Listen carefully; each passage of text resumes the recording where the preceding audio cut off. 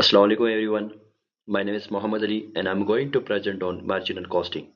Marginal costing is an important costing technique used for business decision making and profit planning. In this presentation, I will discuss its main concepts, features, advantages, limitations, and practical application in real business situations. Introduction to marginal costing. Marginal costing is a costing technique used mainly for managerial decision making. It considers only variable cost as product cost while fixed costs are treated as period costs. It is useful for short-term planning. Key concepts of marginal costing. Important concept including variable cost that changes with output and fixed costs are that remain constant. Contribution is calculated as sales minus variable cost and profit equal contribution minus fixed cost. Features of marginal costing. Marginal costing focuses on cost behaviors and cost classification. It supports break-even analysis, pricing decisions, and profit planning, making it useful for management.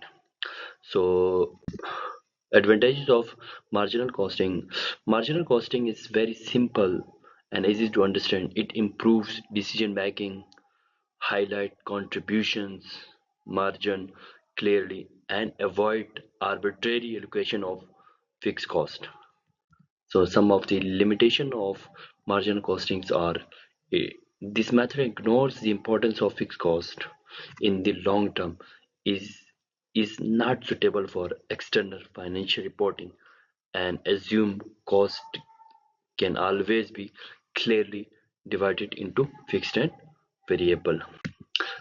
Some applications of marginal costing. Marginal costing is used in break-even analysis, make or buy decision, product mix selection, shutdown decisions, and overall profit planning. Marginal costing numerical examples. If selling price per unit is 50 and variable cost per unit is 30, contribution per unit becomes 20 with fixed cost of 100,000. The break-even point is calculated by dividing fixed cost by contribution per unit, resulting in 5,000 units.